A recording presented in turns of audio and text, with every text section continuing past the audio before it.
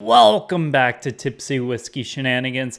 I'm Steven, and tonight, whenever the heck you're watching this, we are getting into 5 bourbons that surprised the crap out of me. But before we do that, please do me that favor, like, comment, subscribe. Helps us out a ton, and we really appreciate the support.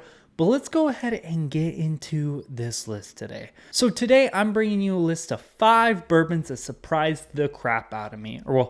Mostly bourbons, Tennessee whiskey, corn whiskey, it's close enough for government work.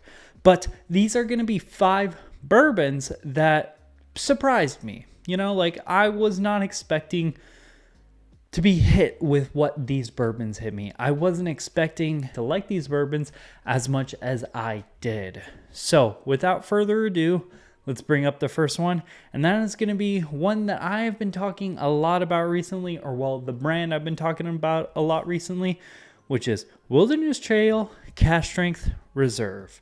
So this is their small batch Cask Strength Reserve. I got this one earlier this year, and this is bottle number 3 for me. I am in love with this bottle, this Cask Strength Reserve bottle. I bought it because it was like $50 for a Cask Strength Kentucky bourbon that's like 4+ years old. So I was like, oh, that's a great steal. It's at 110 proof, which was like my ideal sipping proof. But what surprised me about it, because I didn't start off buying 3 of them.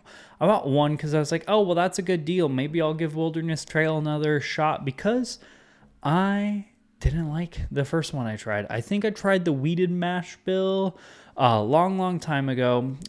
Did not like it. Did not like it at all. And then that one, oh my God, blew my mind. This stuff is fantastic, especially for the price that I got it at. And I know it's usually around like $60-$70, and that's more comparable.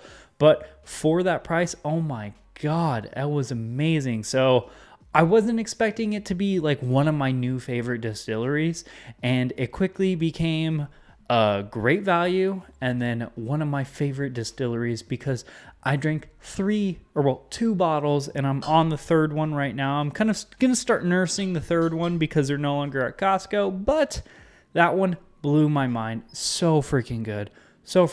And I was not expecting that. Then followed by that, me being a notorious wheated bourbon hater. I don't like wheated bourbons. I do not really like Maker's Mark. It's funky. It's weird. I just don't get it. I don't understand how so many people love Maker's Mark. But this bourbon I tried, and then I went out and bought a bottle as soon as I tried it because I am in love with it. Maker's 46.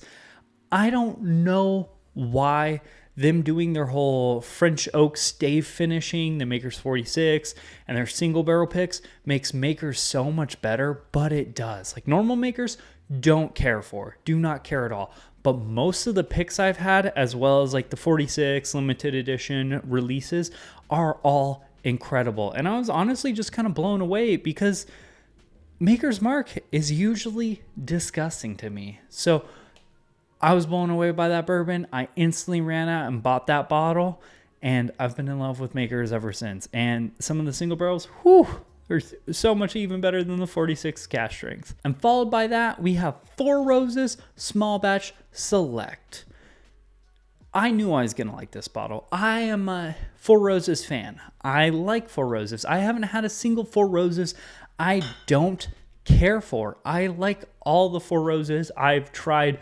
So why was I blown away by this one? It's so freaking minty. I don't understand it. Like most bourbons aren't this like rye forward, this spicy. Honestly, if I blinded that, I'd be like, this is a freaking burr rye or a rye, because it is the most minty bourbon I've ever had. And when I drink it, I was surprised. I was blown away because I know it's a high rye bourbon, but I didn't expect that much rye herbal spice to be coming through. So I was just blown away. I love that kind of stuff. So of course I'm a huge fan of this bottle, but I just it just blew me away. I was not expecting that.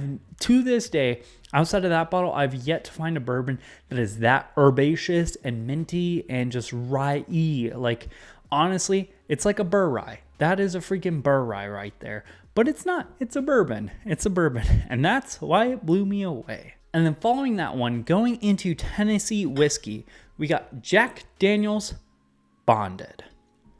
Why did this one surprise me? It's not so much that trying the bottle straight in front of it is surprising me or blowing me away. To be fair, I gave this an adequate review. I was like, it's pretty good, but it's not like phenomenal. It's just okay. That being said, I think to this day, like day of filming, I've had it blind 3 times. Olivia, for some reason, keeps on throwing it in blinds, and I keep on saying it's like double the price it is. I mean, it's incredibly sweet, so I don't know how I like keep missing that. This stuff drinks above its class. This is a $30 bourbon that I constantly say I would pay $50 to $60 for in a blind. And I know blinds aren't everything, la la la, but if I'm drinking a flight of $50 to $60 bottles and I'm putting this one up on top, it means this one deserves to be in it, and it's significantly better than I think it is. And yeah, that's the surprising thing about this one, is that it's so incredibly good. It's honestly kind of a sleeper. I feel like this one is for sure entirely a sleeper because it drinks way above the quality it should be. And then following that one, last, surely not least, honestly, out of this list, probably my favorite, the one and only corn whiskey I've tried that I freaking love, Iron Root Hubris. I was blown away by this, not because I didn't think I was going to like it, not because, I'm like, oh wow, Iron Root makes something good, because honestly, I like almost all of their stuff that I've tried at this point. The thing that blew me away by this one was the fact that it is my favorite Iron Root whiskey, and it is probably, outside of like the Balcones malt, my favorite Texas whiskey I've tried out of like main like stay bottles that are like shelfer type things, because this is kind of like their shelfer that they make all the time, because they have some limited stuff that's finished and like smoked that's like wildly amazing.